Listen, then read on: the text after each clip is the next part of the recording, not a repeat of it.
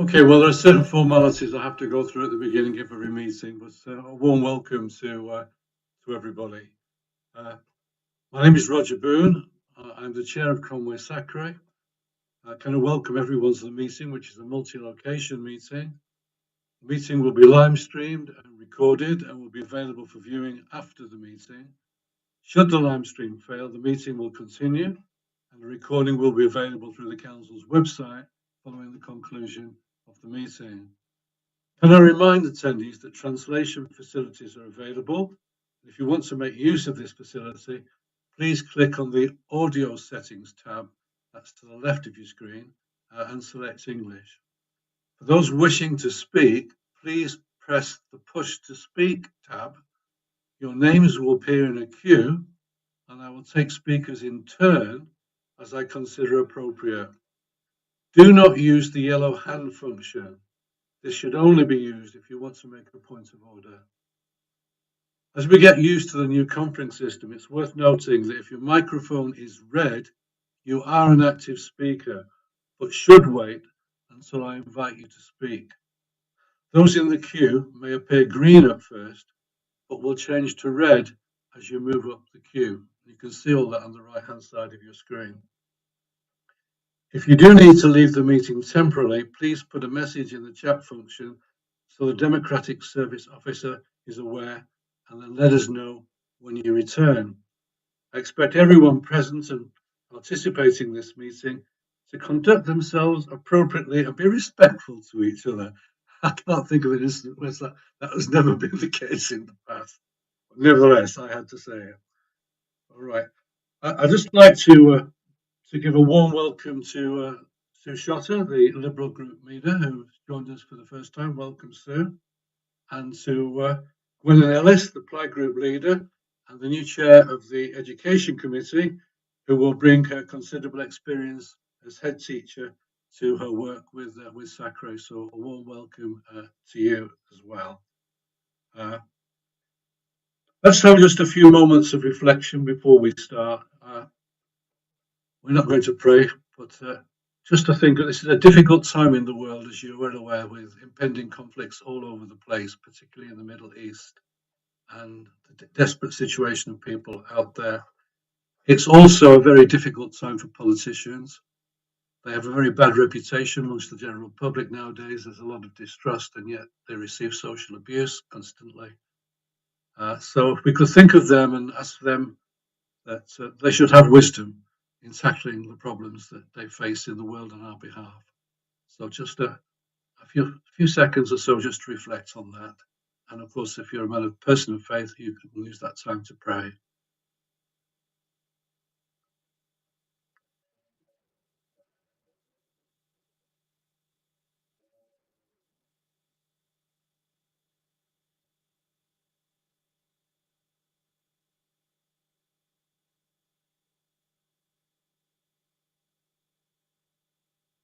Okay,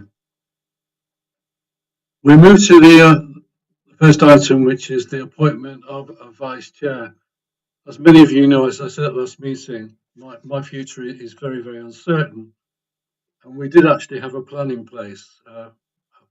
Sam Erlandson was the vice chair, and I was only meeting with him with the possibility of him taking over in the future and involving him in the planning that we actually have between myself and Phil. We haven't got a vice chair. I would hate to be in a situation where there's no opportunity to actually bring people in and get them into the idea of actually leading this particular group. So if there is anybody at this moment in time who feels that they would like to put themselves forward, we obviously could spend some time discussing the whole thing with Phil and myself, we'd be really, really grateful. If not, we'll move on. But would anybody, I was proposed, you proposed me, I was never asked actually at a meeting. But if there's anybody who'd like to put themselves forward, could you perhaps raise your hand?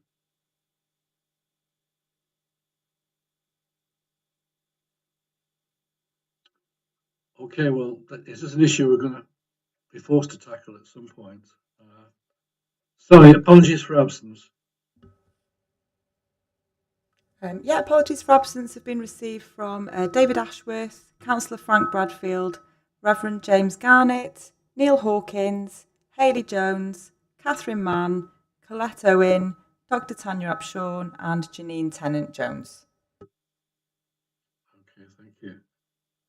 Declarations of interest. Phil has an interest in item 10, as we've already recommended his excellent published support package in the context of the item 10 under collective worship. So you just need to know that. Okay, if we could take the minutes of the last meeting, we'll just go through them. I'll take them page by page. Is there any points that people want to raise? Page 1. Page 2. Page 3. Page 4. Page 5. Final page. Could we have someone therefore to propose that they're the correct record?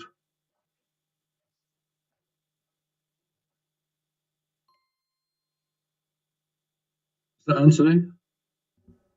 Yeah, Anthony, thank you. A seconder, please. Bronwyn, thank you. Okay, if councillors could raise their hand if they agree. Thank you. Faith representatives. Teachers.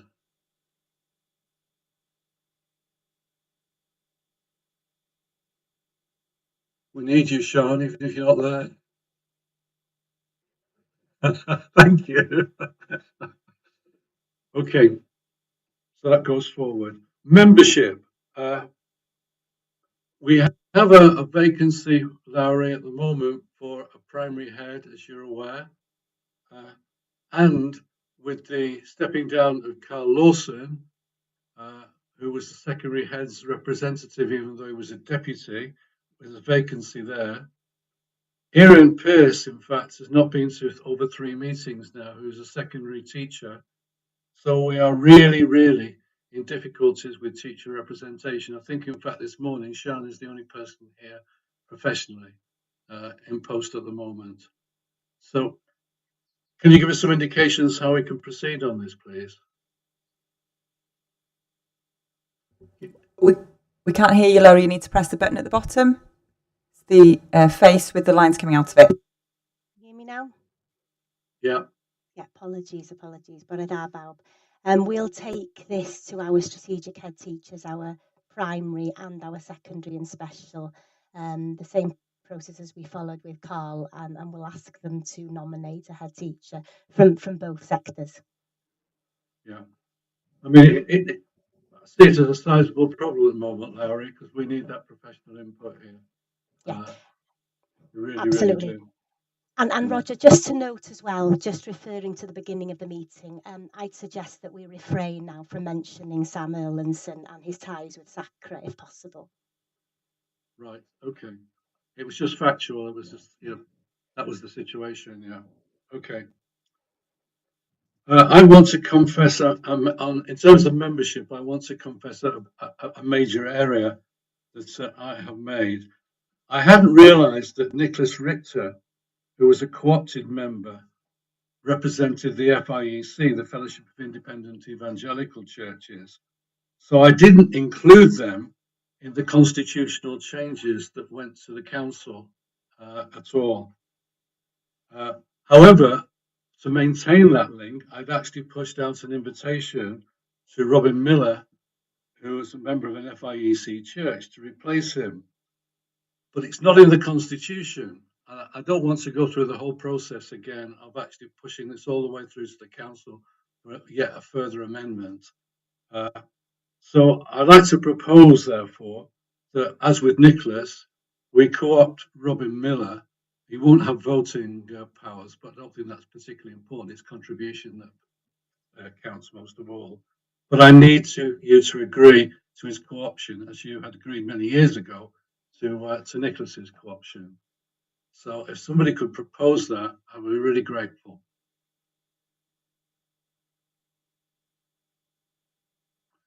Thanks, Bronwyn. And I've got a secondary in Claire. Okay.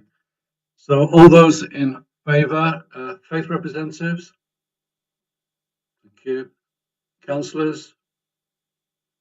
Teachers? Thank you. So that's completely agreed. Thank you for that. And we'll get in touch with Robin with regards to that. It'll be good to have someone with his experience joining this particular group. Right, we move on to the school questionnaire update.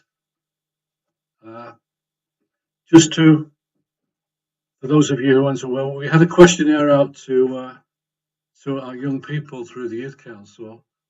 It was trialled by Phil. There was feedback saying that the language needed to be simplified before it went out. So what have we got to, Phil? I met with the teacher network just before half term. They decided that rather than a straight questionnaire, they thought a pupil voice activity might be something that schools will benefit more. So rather than having an individual set of questionnaires that pupils will fill it out on their own, this is in the primary school, that there would be a set of questions that schools could do. So monitoring takes place in different ways in different schools, but a really popular and effective way is to get a group of learners with a teacher. The teacher will have a set of questions and they will run through the questions, which means that in terms of ambiguity, if a pupil doesn't understand the question, the teacher can explain it in a bit more depth. And then also the responses that you get from the children can be interpreted properly, because the teacher will know what's been delivered and what's been provided for from a subject or a curriculum point of view.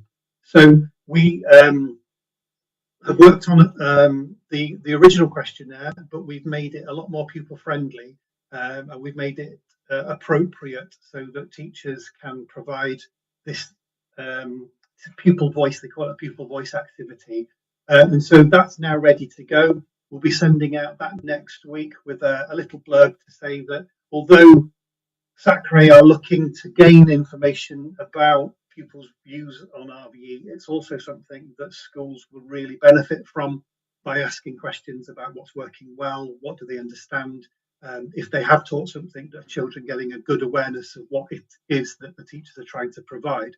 And so we thought this is going to be a much more effective way of gaining the learners' views. The secondary is slightly different. It is a straight questionnaire, because I think that's probably more appropriate in a secondary school environment.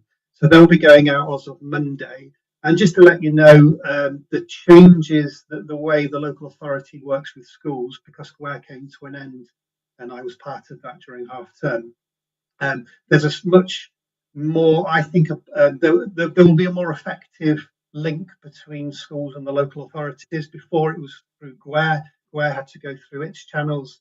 And so actually, with Lowry here and other EIT sort of members, I'll have a lot more, hopefully, close relationship with schools, and we'll be able to get those questionnaires not through just the newsletter, which we have done before, but directly through the link SIAs. I think that's, I don't know, I work for Wrexham as an SIA, and we've kept that term, so I don't know. I'm sure there'll be diversity in the terms that are used across North Wales, but the school advisors that are linked directly with the school will hopefully be able to go through them and not badger them necessarily, but politely request that that information is sent out and they can chase that up. So I think we're going to have a lot cleaner communications with school moving forward, and we'll see that through the responses that we get from the questionnaire. Larry, this was very much something that you were keen to take place, the pupil voice. Any more thoughts on the way it's rolled out?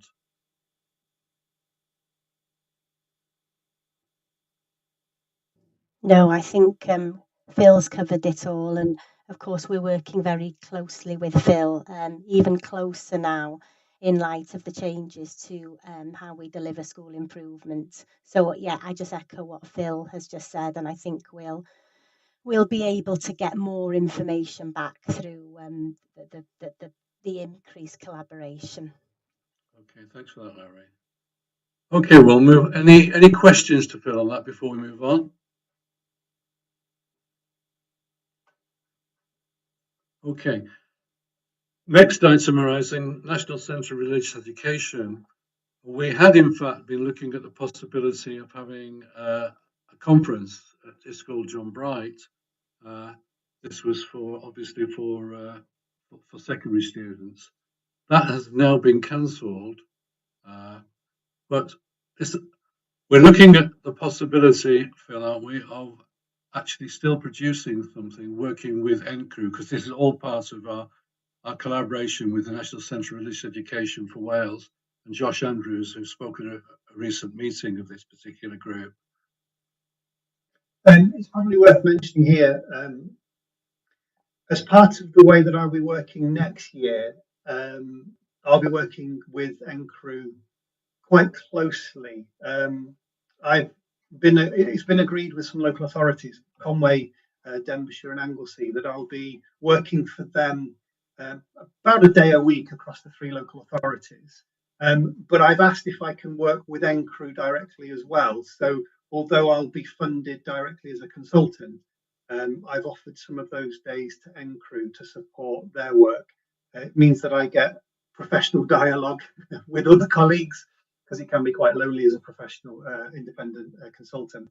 But it also means that we can work on a North Wales conference, we can work on mentoring and some of the other issues that we've discussed in the past. So and I think the John Bright's conference was indicative of a good idea at the right time, but possibly not thinking about capacity, because it was Carl that mentioned it would be a great idea if we could have had a conference.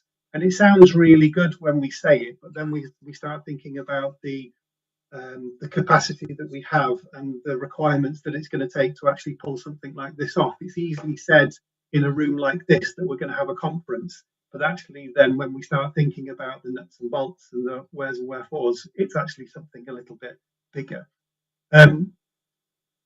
Working with ENG, I think we can have a little bit more strategic overview in what do we want to cover, what do teachers need, rather than just thinking that a conference is a good idea. So I think rather than just saying there will be a conference and this is what it's going to be on, I think working with ENG and the teacher networks and the teachers that we've got the year of, having had the responses from the questionnaires from learners, I think we can start to piece together what it is in terms of professional dialogue that our teachers need. And then we can put something a lot more strategic rather than, well, that's a good idea in a forum like this, and then not necessarily having the capacity to pull it off. So I think the future's bright.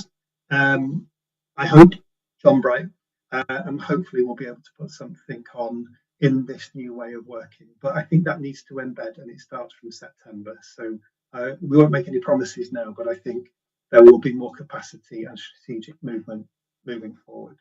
The Church in Wales materials, a lady called Jenny Downs, who has sat on this panel. Just before you do that, we'll put that into the strategic plan then as an aim. Okay. For the future. Yeah. Okay. The Church in Wales materials, a lady called Jenny Downs has done a brilliant piece of work looking at the history of the Welsh language Bible, or the Bible in Welsh language. And when she did the presentation to Denbighshire SAC, it's surprising just how many local towns were involved in and people from the locality around Denbighshire, sort of South Conwy, that were involved in the Welsh language Bible. And she's done a fantastic project. It's very knowledge based at the moment, but there is a conversation with the Church in Wales in turning that material into something that schools can use as part of the curriculum for Wales and religion, values and ethics. So that's really, really exciting. And professional learning and world. Sorry, before we move on there, ENG have also produced, Phil, haven't they, a lot of their own material on the Church in Wales, and particularly in the non-conformist tradition and so forth, which also all relates to Cynefin, which is an important part of the new curriculum. It's a matter of how best to disseminate that to schools. It's really, they've still not put up anything on their website. So trying to find anything on the ENG website is actually quite difficult. It's something I keep on posing to them, because you would have thought that that needs to be the portal that teachers would go to when they're accessing this material. That material still isn't easily available, and it's something that I'm hoping I'll be working with them to make these things available. The other thing is the lady that they were working with, a lady called Elizabeth in the church in Wales, she's retired and they're looking to replace her, and she's the chief sort of educational officer for Church in Wales. So I know that that's had a bit of an impact on the production of these materials. So we'll see what comes of that. The same with the mentoring. It's very difficult. You need to sort of contact them directly. There's no information about the mentoring system on the website. It's all sort of word of mouth and emails.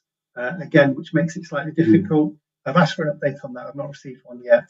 And then the ongoing concerns regarding GCSE, we've written to. We'll pick that up later because it's something. But the local authority, Bangor University are very aware of the concerns around the GCSE, and that's obviously going to impact them because GCSE feeds A-level feeds universities, and if we don't have a good pipeline for RVE through to degree courses and beyond, actually you're probably aware that Cardiff University is pulling its religion and theology department because of lack of numbers. Obviously, is that a direct result of the GCSE within a market forces university placements, etc.? So he's concerned about that, but we'll pick that up in the appropriate agenda item. I interrupted on your professional learning and worldviews. Just to say that this is mainly for secondary school, but they have been working on primary. So if practitioners this is where universities are very much knowledge rich. When you're looking at sort of maybe some minor faiths or some worldviews that are less popular or less well understood, the university staff will be providing seminars on things like Hinduism or Buddhism or veganism or ethical veganism, I think it's called, or other belief systems that schools may be interested in. A lot of that training is over the summer holiday, which I find quite entertaining. But those dates will be sent out to schools. And then again, we'll look at professional learning for primary from September onwards. Okay. Larry, when ENG get their act together about the mentoring, which seems to me a tremendous, has tremendous potential in supporting our teachers, is there any way we can go about, sort of publicising that within the local authority? Yeah, we'll work with Phil on the best way to do that, Roger. Okay, thanks for that assurance. Thank you. Okay, any questions before we move on?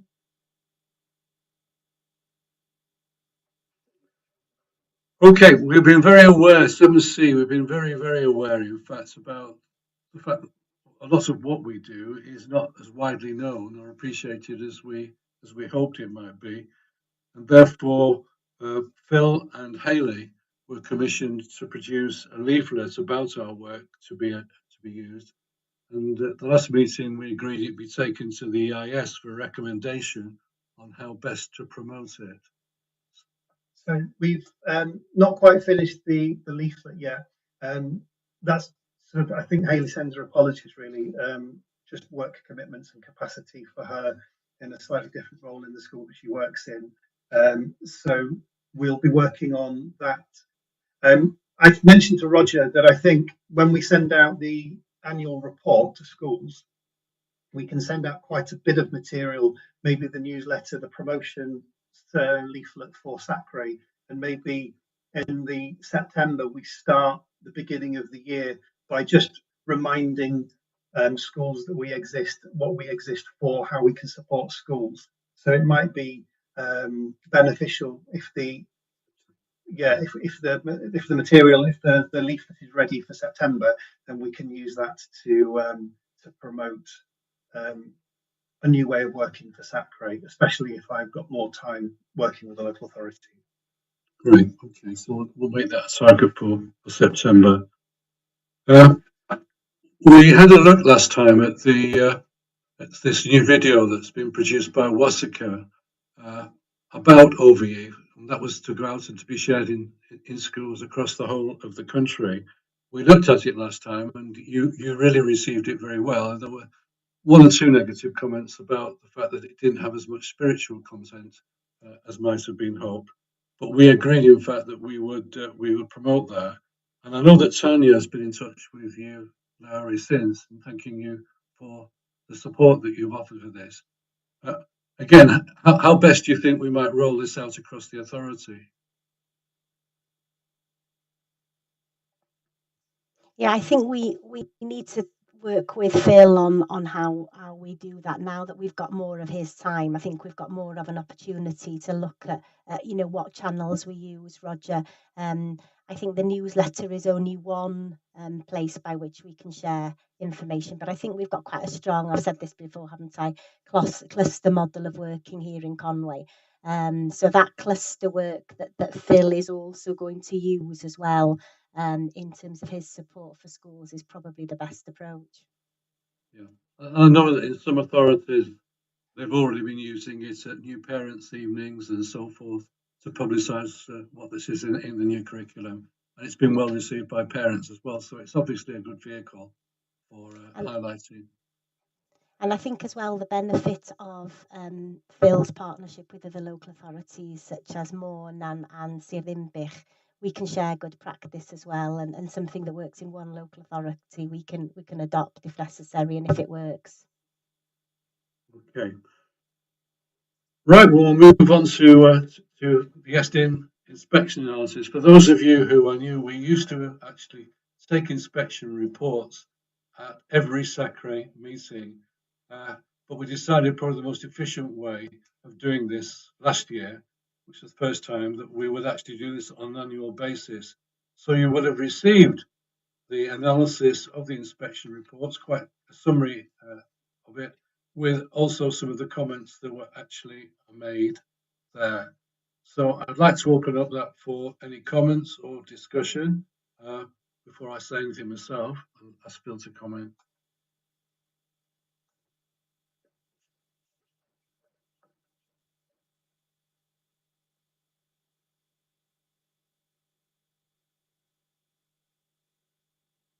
Gwennon.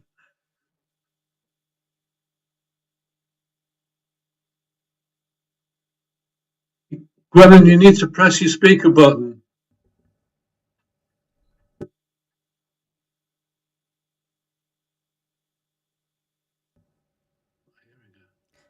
Yeah, you just need to press, os da chi'n pwyso'r bwtwm just reit ar gwylod y sgrin, so mae'n gwynab hefo llen allan dod allan o'r ceg, a newch yn siŵr da chi ddim ar mute. Mae'r mute ar y dde yn ymyl y camera. Na ni, ideal. Yeah.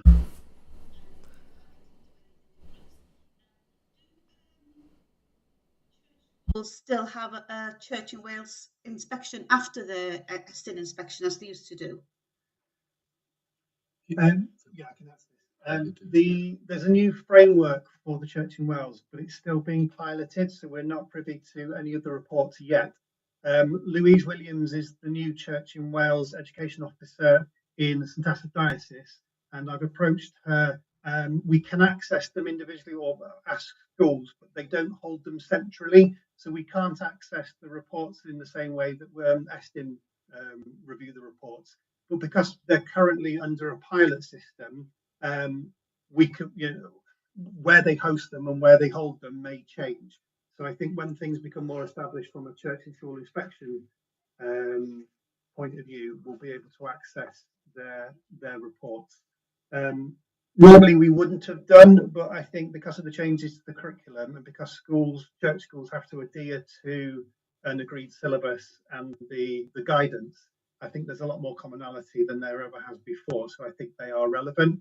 So it's something that we are exploring, but it's quite difficult to pin down the reports. And so it's then even more difficult to pass them on to SACRE. But we're we're looking to see how we can improve those channels. Okay, diolch. Hugh. Oh, Hugh had his hand up. He's disappeared. Okay. The whole framework of Estin and its reporting was actually a long item at the last WASACA meeting. In fact, when an officer from Estin actually spoke. And I think that the biggest criticism was that, in fact, the amount of detail was very low in terms of the feedback that was actually being given to us. I certainly think if you look at the statements there, some of the examples, some of them are quite bland. For instance, I'll give you just one quote here. Staff have high expectations in terms of pupils' behaviour and treat pupils with empathy and fairness. I don't particularly see that as a comment on OVE or on this particular aspect of the school at all. It's what you'd expect of any school. However, their instructions are in fact only to highlight outstanding achievement or to point out failure. So that means that the density of the feedback, in fact, is quite limited. And as I say, WASACA have been quite concerned about that. I mean, this is information that's available to parents and so forth. Any other thoughts on that? I know Hugh wanted to say something, but any other thoughts on that? Okay, well, we'll move on then.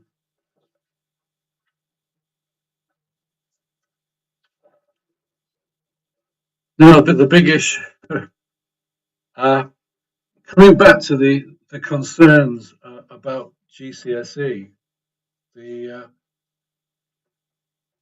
actually,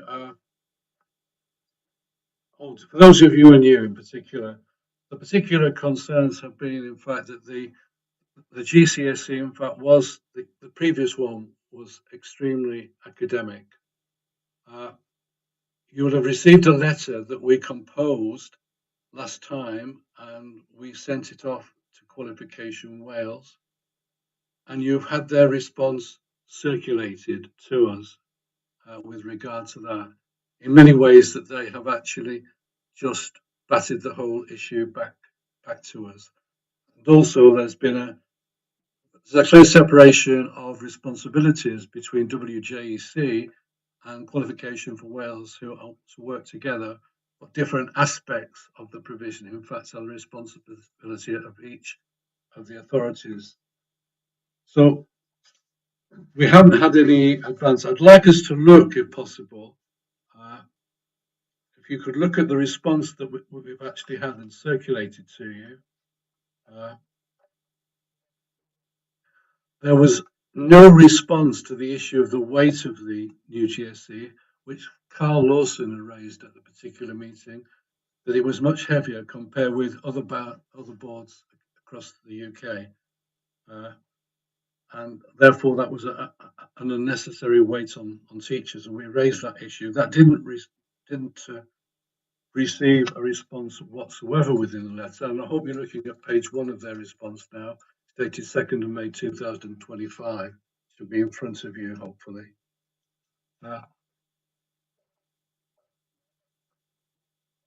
There was released us the numbers. They actually recognised that there had been a noticeable decline in the number of entries for short course GCSE religious studies, but there was no acknowledgement whatsoever of the fact that it was very, very academic and not appropriate for the whole ability range. That was completely ignored on it. They said it's very difficult, basically, to attribute with any confidence the reasons for the decline in the number of entries. And there's no way of going anywhere else, because within Wales, you have to choose WJEC. There's no competition. There are no alternatives within Wales, therefore, to choose an alternative syllabus that does what the school would like it to, which is a monopoly, and it's very difficult for schools, I think, in that respect. Certainly as a head in England, I found it very helpful to actually be able to enable my staff to choose what they thought was the best syllabuses.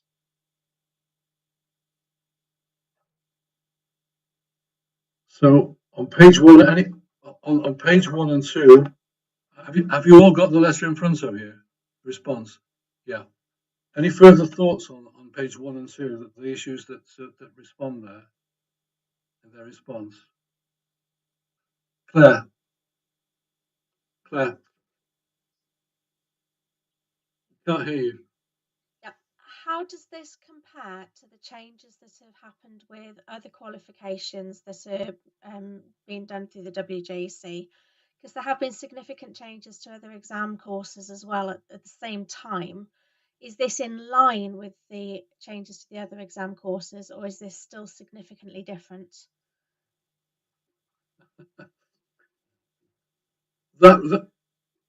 Yeah. I'm party to, or you all are party to further correspondence with regard to this. And one part of the correspondence actually says that they have changed it very clearly to make sure it fits in with OVE in key stage, in all the other key stages, which was one of our concerns. However, in the response to Sam from, I think it was very clearly stated, in fact, that they have made very few changes within the GCSE, and therefore there will have no problems teachers would have no problems in adapting to those changes because they were not substantial, except in parts of the assessment.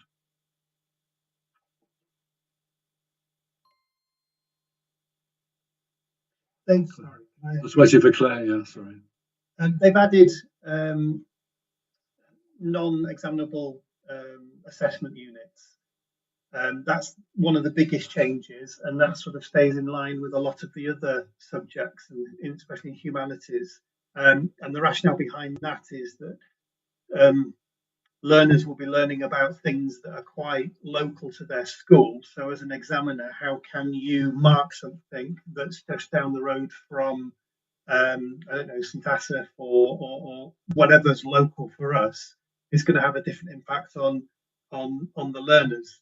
So it would be very difficult to mark that from an exam board, but it will be easier to sort of mark that as, we're not using the word coursework, but it would be that sort of thing where children will be working on a project that might be local, and then it will be assessed by the teachers because the teachers will have that local subject knowledge. I think that's one of the biggest changes.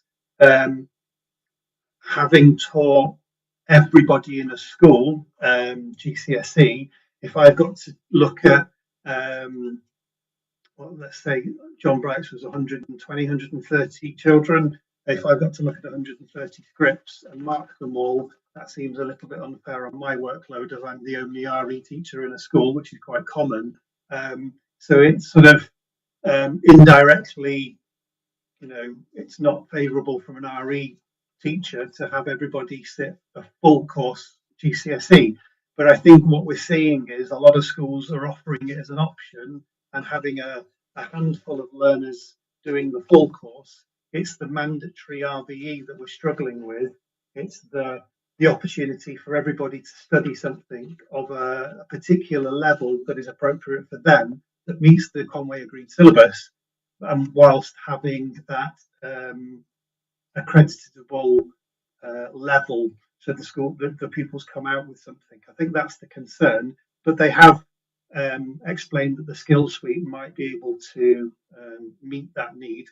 And I think, talking with Josh, there is an opportunity here when the skill suite is published and whether the skill suite is being developed, that if that can be done correctly, the GCSE is of a particular academic level that feeds A level and feeds sort of degree courses really well, but isn't appropriate for everybody. But the skill suite may be appropriate for everybody. We can't say that for sure because it's not been written, but actually it might do something really positive, because there'll be two streams for religion, values and ethics, one which will be an academic route into A level and beyond, and the other one is something that would be accessible by everybody, and not just accessible but engaging for things that they will like to learn about and things that are relevant for them.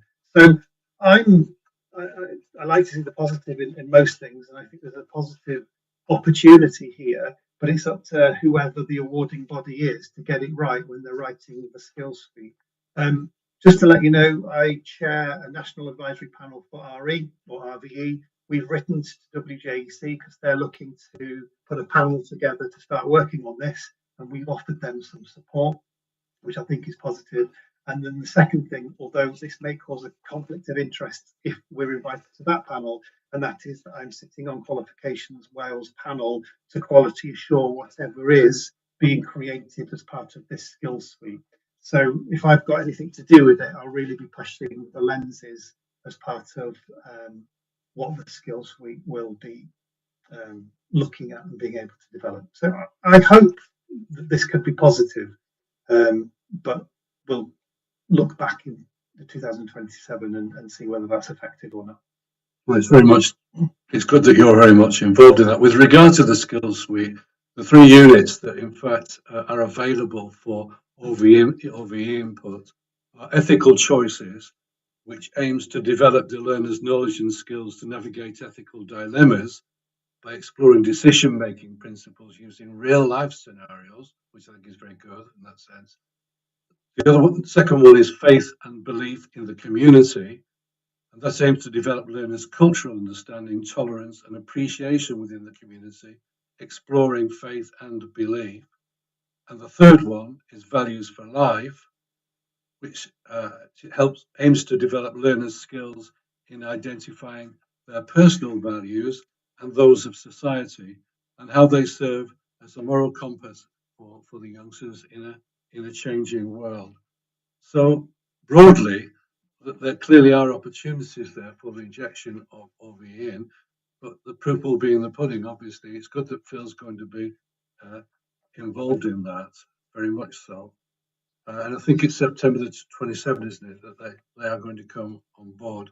But even then, in relationship to the GCSE itself, the reply from the board said quite clearly that the new GCSE has been designed to align with aspects of RVE statutory guidance, but does not access all aspects of the guidance, and they're looking for other aspects to actually find a place elsewhere in the curriculum, which makes monitoring of what's happening within RVE a particularly difficult issue.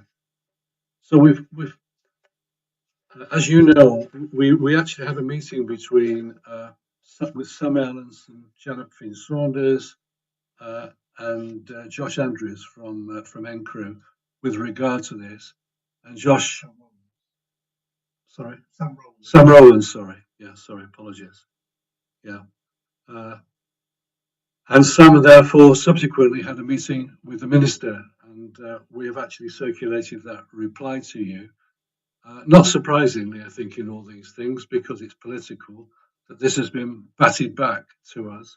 And we've also all been advised that we actually also get in touch with WJEC with regard to their responsibilities for the curriculum in this respect. So the question is really, this is quite a complex matter, and it's quite difficult to actually sort of discuss it, at a large meeting like this. I think the fundamental question is, do we actually just back off and say that, okay, we're just going to wait and see what happens as the whole thing rolls out, and hopefully with Phil's injection into the skills area that he's talked about, or do we actually pursue this any further? If we want to pursue it any further, I think it would need a group of us to come together and look at it very, very carefully, because this is all about the density really and implications of curriculum development. So I think those are the two choices. I'll be interested to hear what your thoughts are on that.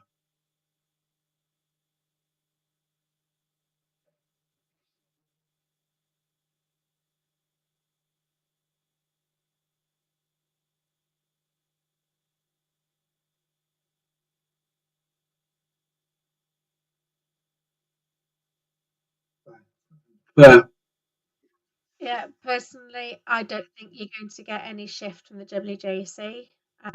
They have made their decision and they will be too far down the line to alter things. But the role that we can significantly influence is locally with the skill sets and providing things for people within our area to make sure that, as Phil said, those other aspects of the RVE education is provided for appropriately, and that we can back up everything that's done with appropriate resources and skill sets that we can offer. Thank you. It does make, however, implicit in what you're saying is the difficulty of monitoring this, Claire. And Hugh, it's an issue that you particularly raised over and over again at previous meetings as the new curriculum has been developed. I think, given what's happening, monitoring is going to be increasingly difficult. So I wonder what your thoughts were on that.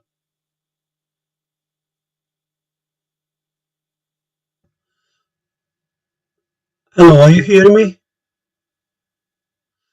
I'm sorry, I've had great problems coming in this morning. I just came in last minute now with everything, so I don't know what the conversation is about. The letters that we've actually we sent out from our last meeting to Qualifications Wales, we'd had the response from them batted back, and I had a personal response to my own letter as well. There were inconsistencies within that response, that's for sure. And we've also had the meeting with Sam Rowland, who then went on to actually have a meeting with the minister with regard to this, and that's been batted back as well. Although again, there are inconsistencies between the between the two responses. But the whole question is that do we actually meet together and look at this intrinsic in detail and push it further and have another go back using the support that we've got in the political sector, or do we back off and wait to see what actually happens, particularly as the skills suite's developed? But given the fact that we've just mentioned that even within the GCSE, it will not cover all aspects of the guidance, it is making our monitoring of what's going on in schools just incredibly difficult. The issue that you've raised over and over again. I found the letter rather political, really, and more than detail. So yeah. I'm not sure from the information we received what is going to happen, really. So I think we've still got to keep at it and keep asking the same question again for more detail, perhaps. Okay, so we've got two opinions expressed so far. Claire very much saying, we're not going to get anywhere. Let's wait and see what actually happens and try and keep an eye on things as particularly as the skills suite is rolled out. Or do we actually continue to go down the line? We started by convening a group together to look at this and then feed back to Sam with regard to this in terms of taking it forward again. I think there's a possibility that we might possibly ally some of this work actually possibly with WASACA as well, Phil was saying to me earlier, to get perhaps a even more powerful kind of response. Those are the choices we've got. I noticed the aspect of skills, and maybe I agree with that really. So we just keep an eye on it until we have some more information regarding that. Then,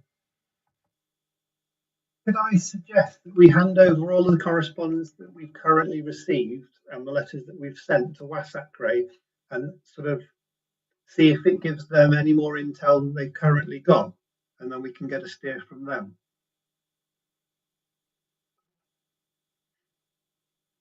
That's certainly, I think that's a pretty good idea, I think, personally. Yeah. Because WASACA actually have a termly, isn't it, or is it quarterly? Yeah. Termly meeting with Welsh Government anyway with regard to this.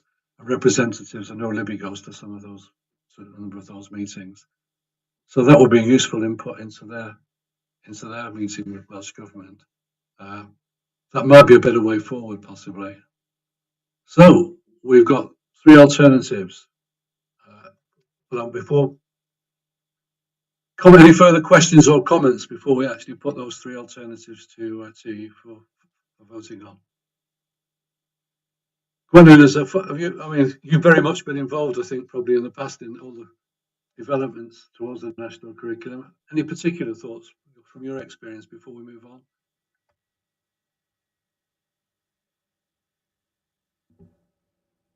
Oh, we can't hear you, Gwenol. Yeah, I was a primary teacher, so I haven't had any dealings with GCSE. So. Right. Okay. Well, I wasn't aware of which sector you actually worked in, so yeah. Thank you. Okay. Well, there are three proposals. One is that we actually do nothing and we actually wait and see what happens with the skills suite. The second one is that we actually look at this in detail ourselves again, pull up a group together to take it forward, which would probably pull in Josh Andrews from ENG into that group and work with our local politicians. Or the third is that we actually put all our correspondence to WASACA, who are already have discussions with regard to this with the government, and see if that's going to be beneficial in tackling this particular problem. Claire. Yeah, I didn't say do nothing. That was not my point at all. I said that we put our efforts behind supporting those people who are producing the resources for the skill suites and other local things, and use our expertise there. Yeah, sorry if I misinterpreted that, sir. Because what Phil was actually talking about the support that he's actually going to be giving in the area, which you were clearly referring to as well. Okay, so local, right, let's go for the first one. Local support for the development of the skills suite and with teachers locally is the first one that Claire was actually suggesting. For those in favour, I'm going to ask for teachers first. Okay. Councillors? Faith reps? Just one faith rep, so it's just the one vote. On Claire, two faith reps. That's two faith. That's two there. That we actually, in fact, proceed by actually involving WASACA, giving them feedback from all our meetings and the responses that we've actually had, and see if we can take it forward with them. Faith reps. Two faith reps. Councillors, 3 councillors and teachers. Yeah, that's almost unanimous. Therefore, that's the line that we'll actually go down. We don't need to take a vote on whether we do it ourselves. Okay, well, thank you for that. It's really helpful, and we'll proceed on that basis. I think, sorry, regarding Claire's suggestion about the skills suite, I think it's something that we'll be naturally doing anyway. I was going to say that, yes. I don't think, although it's not been voted on, I think we'll still. I don't know if anybody else is struggling to hear Phil. Sorry, I'll get closer to the that's better. Thank you. Phil's basically saying, Claire, that we'll probably be doing what you suggested anyway. It seems a sensible way forward. It doesn't mean that we've excluded that as an option, really, particularly with Phil's involvement in the rolling out of the skills suite and the advice he will be giving. Okay, so we move on to collective worship.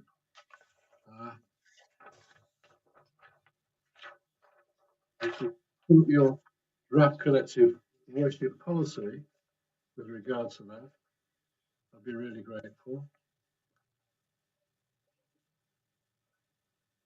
I mean, for those of you who are new, the context is that, in fact, this is 50% of our responsibility. The Act on SACRE basically says that SACRE is a permanent body called a Standing Advisory Council for RE in those days to advise the LEA on matters concerned with the provision of RE and collective worship. And we are therefore an advisory body with regard to that. We have never proffered any advice in our history in the past, and we thought we would take this on. Phil then drafted a possible collective worship policy, and he shared it with us last time. We agreed a working party of Kathy, Claire, Neil, Phil, and myself to look at it in detail before it became a concrete proposal as it is today. However, I just want to remind you of some of the guidance which you won't have in front of you, so I hope you'll bear with me with regard to that. But in terms of the function of SACRE, the guidance from the government says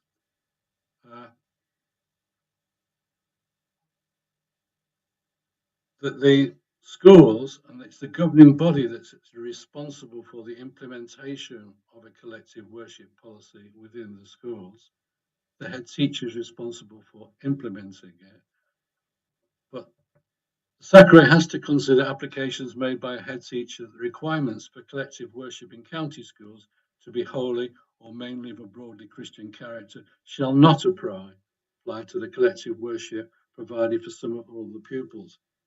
So the whole implication of the guidance, in fact, is that collective worship should be of a broadly Christian character. And also the guidance says, similarly, it should work with the schools, the LEA, should work with its SACRE to monitor the provision of daily collective worship and to consider with it any action which might seem to improve such provision.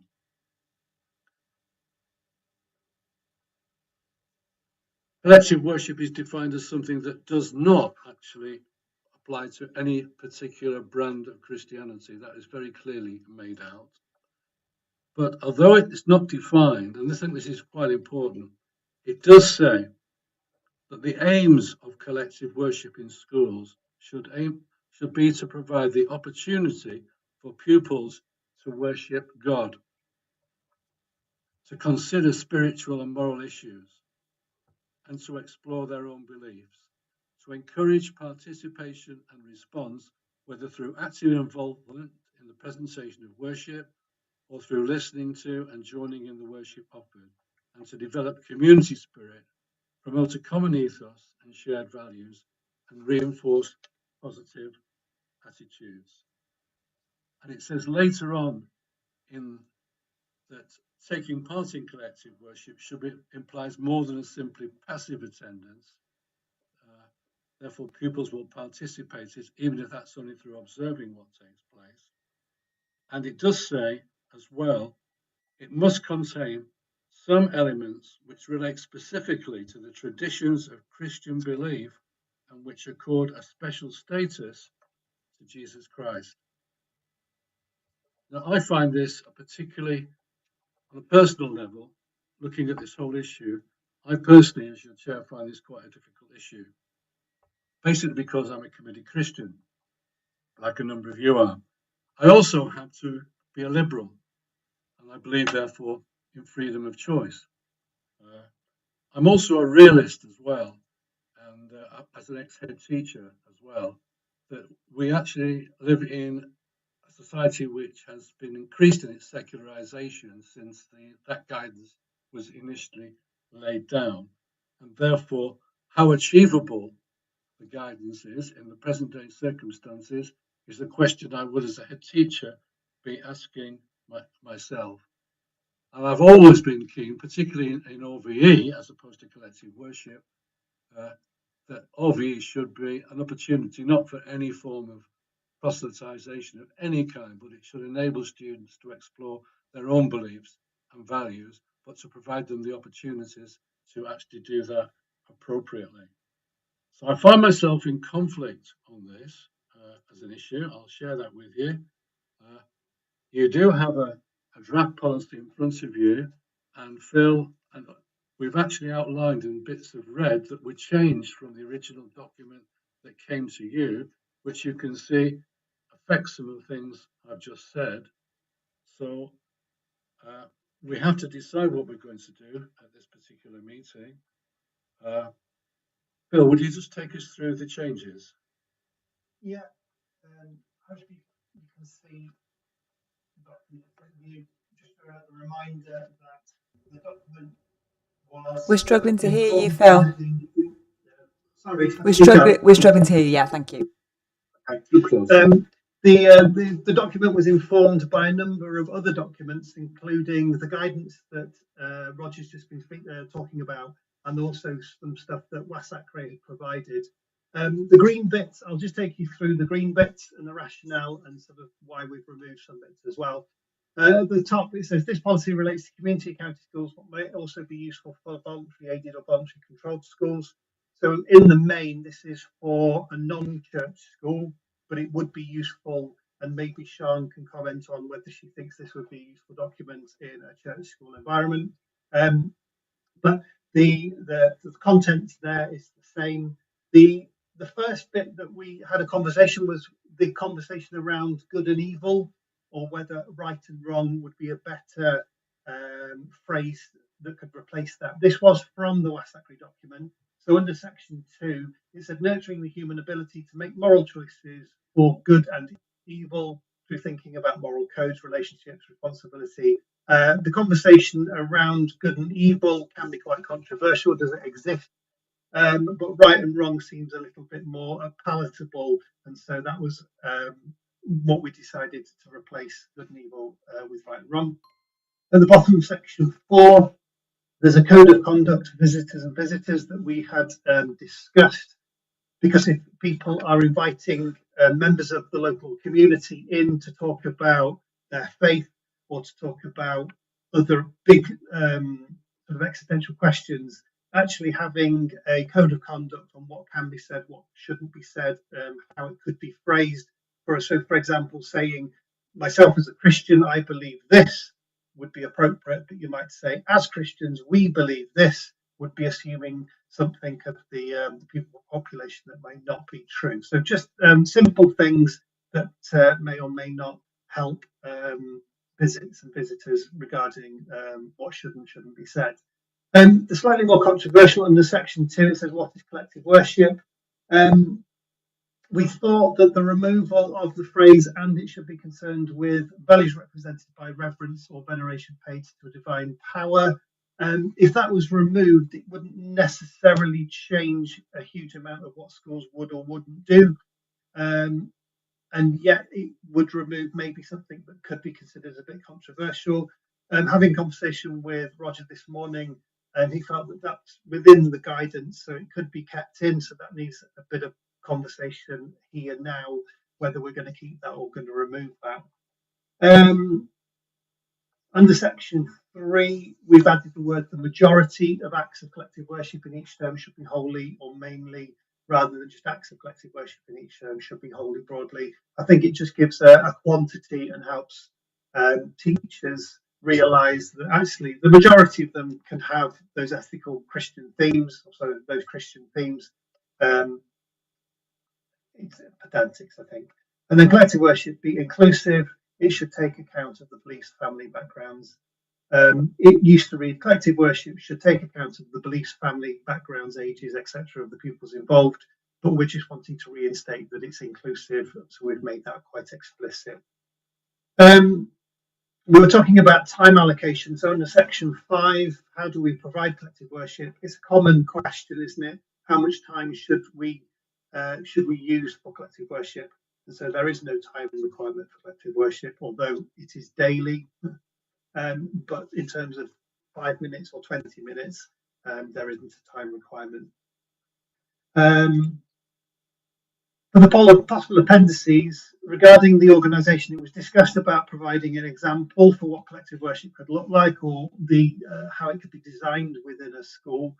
And we thought actually that table there was an example, so just highlighting it as an example, and then maybe putting 20 minutes next to the whole school assembly, or collective worship would be done whole school, as it were, and that's going to take 20 minutes.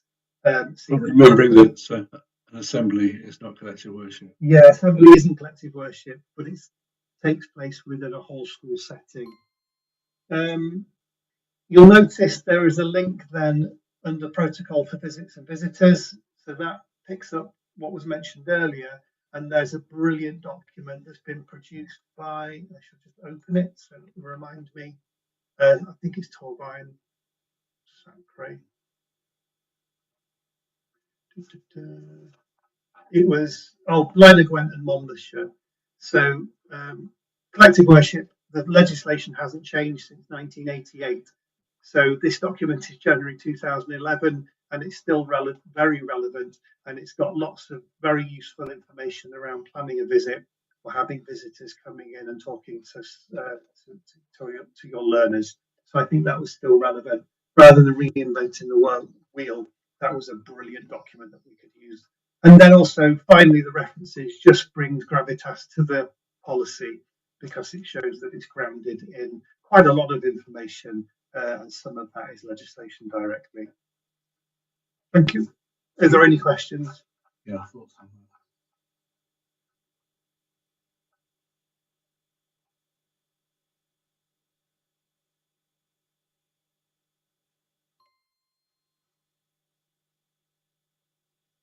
No questions. Is it something that would be useful from a head teacher or an SLT's point of view in school? Sean, I suppose. Yeah. We're able to ask you.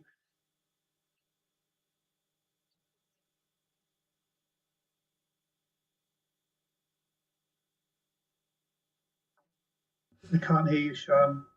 Can't You're hear you. in Have you res. pressed mute, Sean? Are you on mute? Is that better? Yeah, yeah. Yeah. I currently have a collective leadership policy, but what you've just stated would really help, especially the timings. Yeah, that would really help us. When I'm giving you past experience?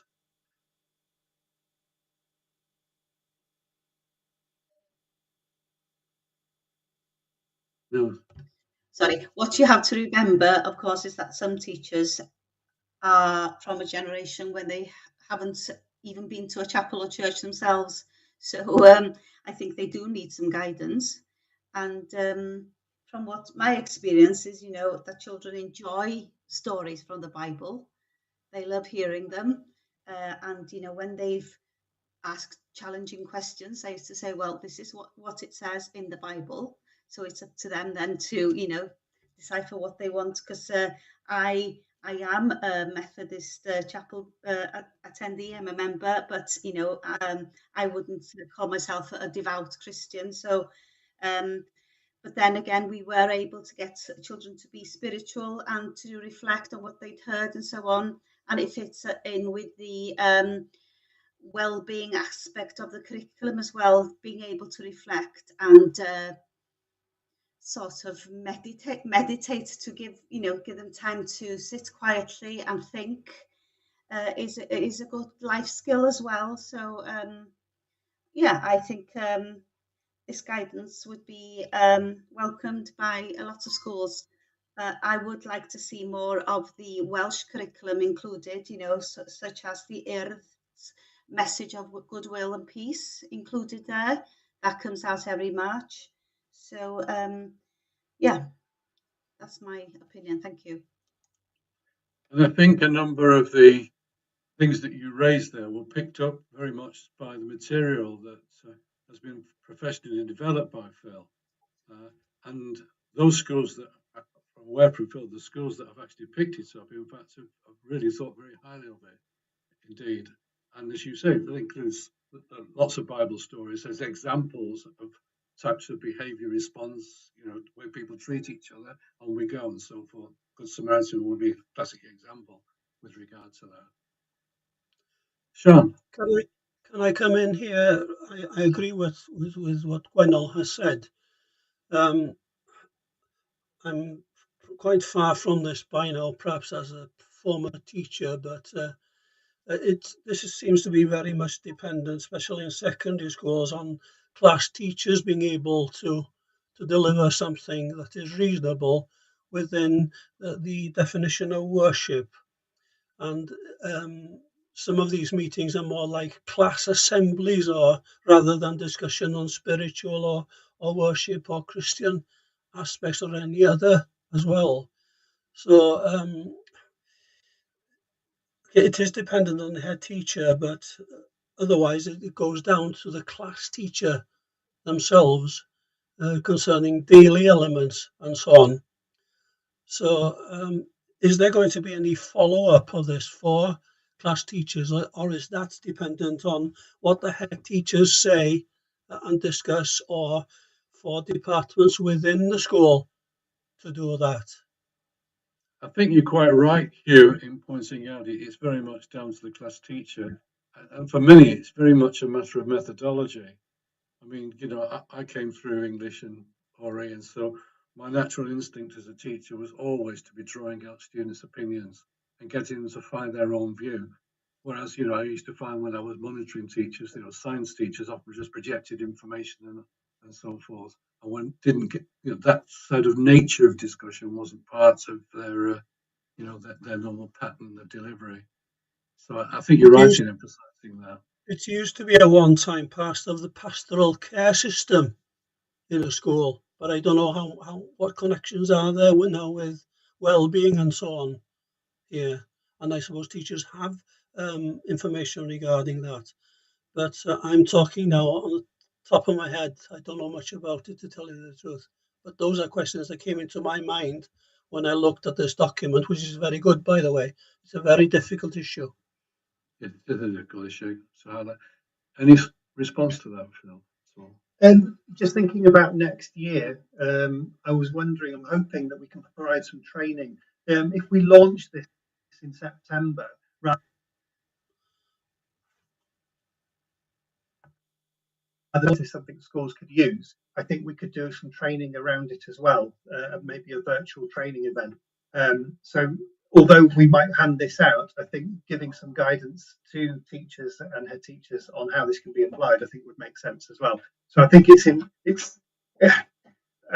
as we've mentioned this before, but the agreed syllabus is a public document. It's owned by the public and it's interpreted by many different people in many different ways.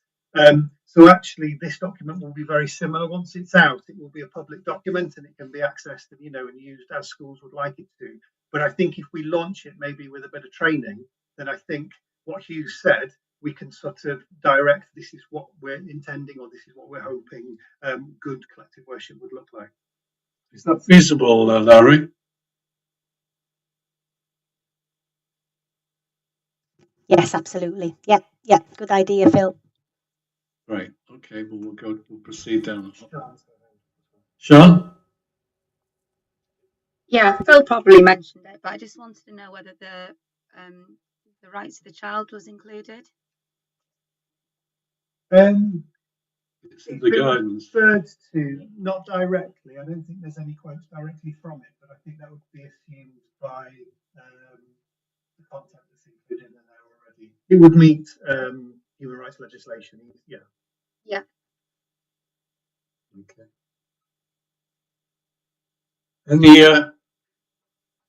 Any further thoughts? Thinking some of our faith representatives, Bronwyn or Anthony?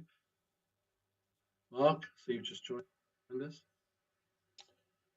I'm with you, Roger. I have that tension as well, being a committed Christian, but also respecting that people have a right to choose and to participate if they would like to.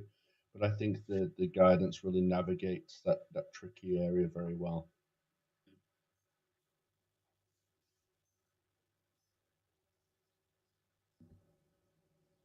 Gwenol has a hand up, Roger. Gwenol? Yeah, maybe it needs something there, for teachers who are atheists and who say, I can't teach religious education because I'm not religious myself. Give them examples of how it can be done. As at the end of the day, let's have some reflection how the day went. What can we be thankful for? Reflect on something that didn't go as well, and so on. Just give them examples of ways of teaching or doing collective worship that they might not. Some teachers are not comfortable with collective worship, so they need a bit more guidance on how it can be done in a way that doesn't conflict with what they believe. Yeah. I've recognised that all the way through my teaching career as well. That's been there for a long time for a lot of teachers. That's for sure. Phil, any thoughts on that? Yes. So we're passing on the story of tortoise and the hare. So why would people have a problem passing on the parable of the Good Samaritan, for example? So they are stories within their own right. They have an existence within religion and outside of religion. They are a story with a morality that is important, whatever your faith belief will be. And I think this is a conflict, because some people go, well, that's religion, so we don't want to bring that into the classroom, whilst the story in its own right has a lot of strengths that we can have a conversation around. We can bring those values, even though we don't necessarily, or people wouldn't necessarily believe in the big existential questions that are answered by Christianity. The morality that's held in much of the Bible, most people would agree with. So actually bringing in a conversation around, where do we get these stories? Why would we be nice to our neighbour? Why should we forgive? Even the the civic order of our calendar around Christmas, around Easter, around these big events, they are entrenched in a Christian history. And so bringing these into the conversation and having children understand this doesn't necessarily mean they are. And I think this is where the word collective worship is very different to corporate worship, because we're not asking people to take communion, for example, or to sing in a devotional way. It's about public, it's about community singing, possibly. It's about an understanding of these stories collectively. And so in the training that I'll provide in the autumn, it'll be very much around, well, how do you take, because providing a story around the Good Samaritan would be a big tick box for collective worship, but actually anybody's going to benefit from having a conversation around the morality and the meaning of that story. So there may be certain aspects that people have a problem with. So, for example, looking at celebration for Jehovah's Witnesses children, but actually looking at marriage for Jehovah's Witness children would be quite appropriate when we're looking at the idea of celebration. So teachers and parents having a good understanding of the rationale on why we're doing what we're doing, and also looking at the year to come and at various aspects. You might just as a parent say, look, can my child not attend that particular week because that as a topic is something that's quite raw within my own community, but I really like the rationale for everything else, rather than this just assumption that collective worship does this and therefore I'm going to remove my children from the whole of it. I think a grown-up conversation with staff and with parents can really help us understand what it is that we're trying to do with our collective worship, and really alleviates those potential problems before they arise and before they become an area of major conflict. We're very lucky to actually have Phil, who's developed so much of this appropriate material, which a lot of us have seen. I'm very aware that we have a considerable number of new members. And I was just wondering, Phil, it might be worth just sending out the links to the material that you prepared that we've already endorsed, so that people are much more aware, who are new, of the kind of things we're talking about. Hugh. Can I've read the paper, but I don't remember exactly what's in it all. Can I, the issue of prayer, when we did class services at one time, we used to say the Lord's Prayer and so on. Where do we stand regarding that? There's because nothing prayer means worship, doesn't it? Well, there's nothing in the guidance at the moment, is there, Phil, that actually refers to prayer specifically. In the document we've got here, it says pupils may be offered the opportunity to say a prayer aloud together or to pray individually in silence. This should be offered on a voluntary basis. Learners will be offered the opportunity to take part or abstain from participating in that prayer. I think it's a controversial issue. It's becoming more and more controversial as well. But I think that is the guidance that we have got in the document, and that's the guidance that we'll stick by. Okay. Okay. Interesting thoughts there. I get the feeling that most of folks feel that this is a really good document. It was good to get feedback from practitioners that this would be useful, clearly useful within the schools. As I said at the beginning, it is the responsibility of the governing body of each school with regards to collective worship within their schools.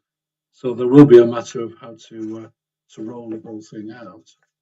And so the only question thing with regard to it is I'd like to invite any comments. If you look at section 2, which is the definition of collective worship, when it says worship is not defined in legislation, that final section, which is taken from the guidance, which has disappeared, and it should be concerned with values as represented by reverence or veneration paid to a divine being or power, whether that should stay in or not. I'd like some comments on that. I particularly value comments from the faith representatives as well.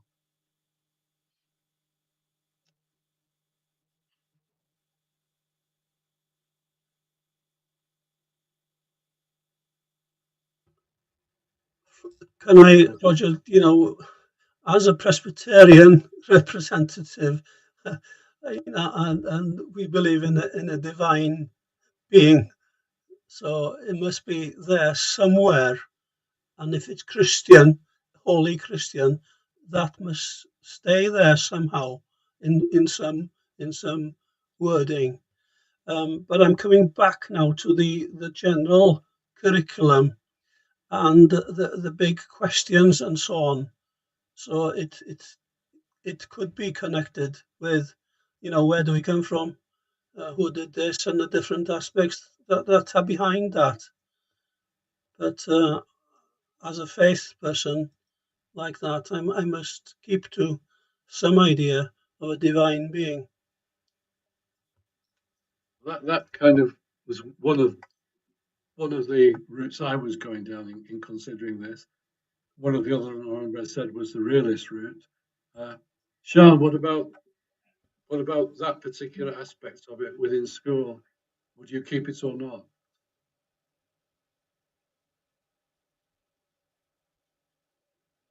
Well, we're a church school anyway here. Yeah. So So it would parents, be, you'd be automatically there, wouldn't it? Yeah, very much so. Bronwyn, parents you know. taught in a non-church school. Yeah, I mean, as a Christian, I think that in some way it should be included. I think the wording here is difficult, though. Yeah, I agree.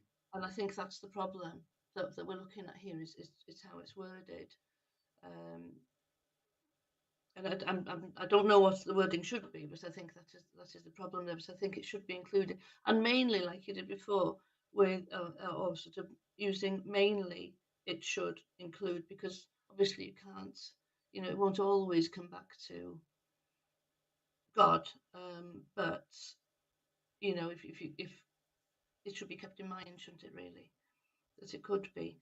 And I do agree with what Phil was saying before about stories from the Bible. And I think one of the things that we've got to remember, we try to be very politically correct and keep everybody happy, but we've also got to remember those children who are from a religious background, and it's very important that they're not made to feel that they're sort of different as well. So I think that that we do need to include these conversations for everybody really. But I don't know what the wording should be there. Sorry. No, I think I would share your. I think the wording could be better personally myself there. As an ex-teacher, Mark, what any thoughts?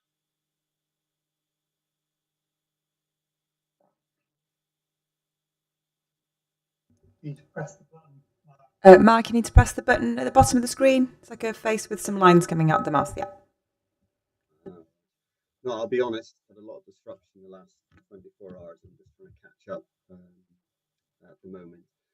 When I was a teacher, it was always difficult to know how to do collective worship as someone who was a Christian and coming from a faith perspective with children in the room who weren't. And so particularly the prayers, it was always important to give. I always felt to give the children an option if they just wanted to be quiet and to listen to the prayers, and if they wanted to agree to say amen, and that's what we did. Okay, but I'm thank you. struggling to find what you've just read, Roger, on the documents here I've got for the meeting. So, it's a liberal freedom of choice. Thank you, Chair. And I'm very new to this group, so my apologies if I get things wrong. Just coming into this meeting now, I'm just thinking we want to encourage as many children as possible to stay in that class. And by making it slightly controversial, are we not getting their parents to think, I don't want my children to be in that? And so they miss the whole process. So choosing words, I think, is really fundamental here, so that you get to grasp those children that maybe would be taken out of class because they find it too much of a religion. What I would like to see is that everybody benefiting. So sometimes maybe you have to lose something to gain something. Thank you, Chair. Okay, thanks for that. That's helpful. Claire, as a practicing teacher, any thoughts? Sorry, Sian has a hand up as well, Roger, just so you know. Oh, sorry, Sian. We'll Sorry, take Claire even. first. Oh, sorry. Yeah, I was sitting in on the work party that did this as well. And the reason that we took out that specific wording was so that it didn't close down opportunities. So rather than taking something away, the intention was actually to open things up. So we were thinking particularly about people who had faith beliefs that didn't necessarily center on a divine being. And that was the part of the issue that we had with that wording, was that it was to do with centralizing the focus of something on an individual, and not all religions and beliefs do that. So as Susan was saying, it's about opening up those opportunities to everybody as much as possible, rather than shutting it down with a specific wording that could cause a problem. So yes, I've taught many children who have been removed out of assemblies because of a specific element of something where they could have participated in the vast majority of it, but because of a wording of something, they've been removed from the whole thing. So the aim for this was to open things up, rather than to cause a trip hazard. That's very helpful. Thanks, Claire. Sian. I was just going to say, even as a church school, our collective worship activities really do focus on discussion. So, for example, on the Monday we'll have a big assembly where we do share Bible stories, and then during the week we have, well, as staff, we've created possible weekly focus for our collective worship, and they really do reflect on the values that was shared through the Bible story on the Monday. So it's things like, discussion on why giving things is meaningful to us, through looking at generosity, or writing on a kindness tree to describe acts of kindness that they've done or they've seen during that week. So for us, really, as a church school, it's reflecting on values during collective worship, and not always sharing Bible stories. Yeah, I think that's equally important as well. Yeah, and children will recognise the importance of that as well, I'm sure, in their personal lives. Okay, there are two alternatives, Donald, but it's been a really helpful discussion. Any more thoughts, Larry? And personally, as you know, have you any thoughts on this before we move to making decisions? Yeah, just a final word, really. Phil and I have we've done some work, haven't we, Phil, around collective worship with our secondary and primary colleagues, the strategic heads, and I think we had quite a useful discussion around collective worship with our strategic secondary heads and special, which are our head teachers across the secondary sector. And I think it was very much around the wording that Claire has referenced earlier. And I thought it was well received, didn't you, Phil? Particularly as well for the secondary sector, where I think this can be far more challenging than at a primary level.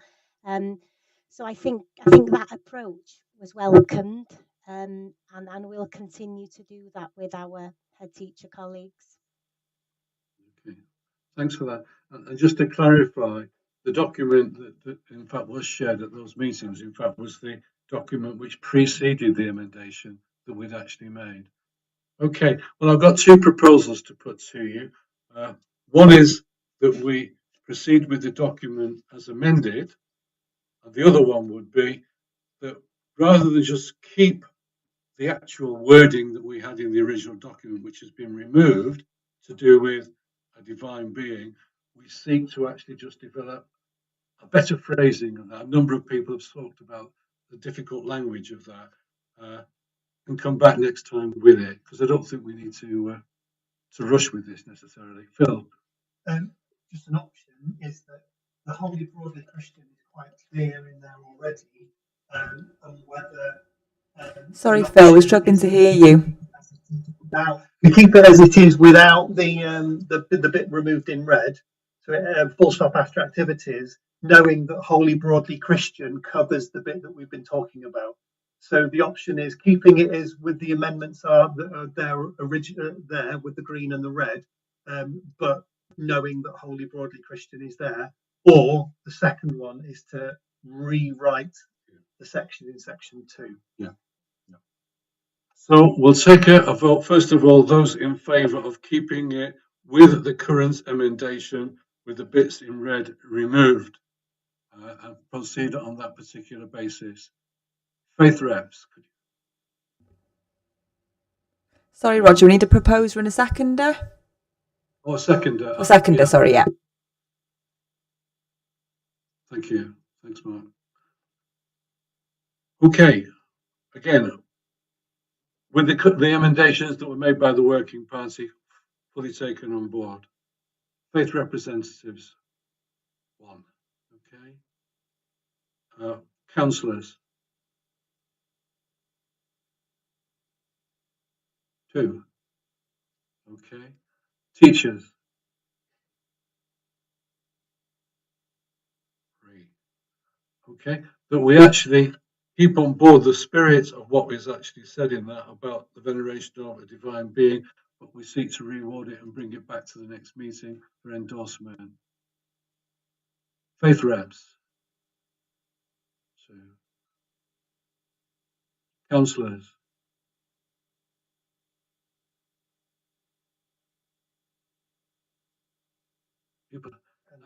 abstentions. Everybody's voted. I'd suggest voting against the proposals as well, so we can work out if they've passed or not, Roger. Yeah, okay. Those who are against taking it back for the revision. If you're against taking it back to the revision as to what it was originally with the new language, if you're against that, could you put your hands up? 1, 2. Right. Well, I'm sorry, that actually contradicts the original sense I was getting of the meeting. Could we actually go back? I just wanted to know what were the proposals altogether first before voting. I wasn't sure what the exact wording was, so I didn't vote. So is it possible? I apologise. It's obviously down to my poor chairmanship. Can you take the voting again, please? Yeah. Could I suggest that we use the vote system that we've got built into the meeting, and because then it's really clear Yeah, what's being voted on. My only issue with that is that we'd have to vote 3 times using that, because obviously we need to vote for. But if you want to, that's fine. Yeah, it's because we have to do a faith one, then we'd have to do it, and then obviously there's no way of stopping people voting on the wrong one. If that makes sense. So the guidance has actually, I discussed this with Sally this morning, the guidance has said that we don't use that system for us because we have 3 separate voting groups within, and it makes it very complicated. I'd like to keep it simple. I'm going to pick up Hugh's suggestion, okay? You're presented with a draft collective worship policy in its amended form by the Working Party, which means that the bits in red have been deleted. If you're in favour of that, and therefore we proceed with what we've got, could you raise your hands, faith representatives? Councillors? 3 counsellors. Right. And teachers? That's 4. Okay, that's 4. If you would think that we should proceed by actually re-examining that definition of the collection worship and consider the wording that was in the original document that was shared with head teachers and primary teachers, but to come back with a better wording, could you raise your hands? 1, 2, 3, 4. You need to take them separately, Roger. Oh, sorry, yes. Sorry, my apologies. Faith reps. 2. Mark, you've not voted. Yeah, I'm just struggling to find the documentation, so because I haven't been able. I lost all my preparation time for this meeting, I'm afraid. So you're because of the abstaining. Okay. Incident yesterday, so I'll abstain for now. 2. Okay. Councillors? They all voted for. Teachers, sorry. Cheryl voted. So that's 4-4. Well, it is, but it's been carried for the teachers. And it's been carried for the teachers and it's been carried for the councillors, but it's half and half for the thing. So it's 2 versus It's 1. 2 versus 1. It's carried. Yeah, that's right. Sorry. Yeah. It's 1 vote each. Yeah. It's 1 vote each. Yeah, absolutely. Okay, so it's faith representatives 1, but councillors and teachers, in fact, represent 2. Okay. So we'll proceed on that basis, and I think Larry Phil's offers of offering training with regards to this as we publicise this, and we'll leave that for him to come to talk with you about how to proceed with regard to that. Yeah, great. Okay, thank you.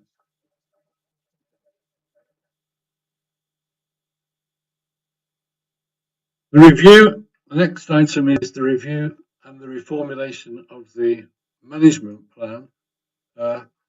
Just to explain to those of you who are new, that after I became chair, I actually implemented the idea of actually having a forward management plan for SACRE to actually work to, which interestingly actually has now become current recommendation by WSAC years later. And we proceeded on that basis. The speed in which that management plan has actually been rolled out was obviously delayed by the pressures of the national curriculum and particularly by COVID as well. So we have continued to develop, to move down that line, and it's probably about 2/3 we've got through, Phil? We've got through about 2/3 of the plan in total, which leaves a third of it. It is a time, however, to come together and to look at projecting forwards again in terms of where we should be applying our support for our teachers in the local authority. And we need really, in fact, to pull a group together, a working group to pull that together. It would obviously have been ideal if that had been done by the vice chair and the chair and and Phil with another member. That isn't the case because we haven't got a vice chair. But I do think we need a working group to come together, and Phil and I would support that group in looking at the plan. But so we're looking for volunteers to take that forward. Particularly if I'm leaving, it will be really good to clarify the future and to give you folk, in fact, who are going to be around longer than I am, a real stake in what we're going to be doing in the future. So I'm looking for volunteers. A lot of you got very broad educational backgrounds here, so your value or your contribution will be really, really helpful. Hugh was one. Yeah. Anyone else?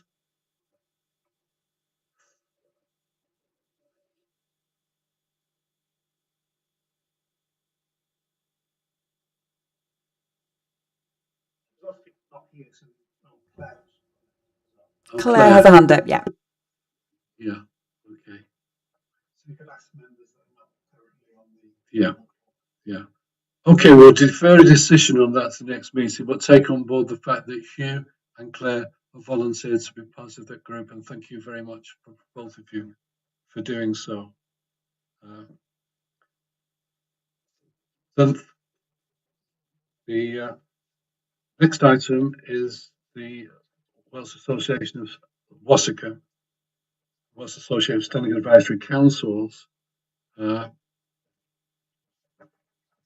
on your behalf, attended the last meeting. I was with regard to that. So perhaps just to share a few things that came from it. There was concern about that we allocate sufficient curriculum time and provision for mandatory OVE in years 10 and 11. That was shared.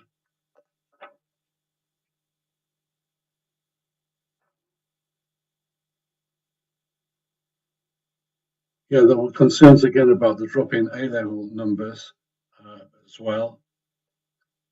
A lot of positive things were said about the film, about the conference that was held, which I think teachers very much appreciated. In fact, and with we provided opportunities to access some of those talks as well ourselves.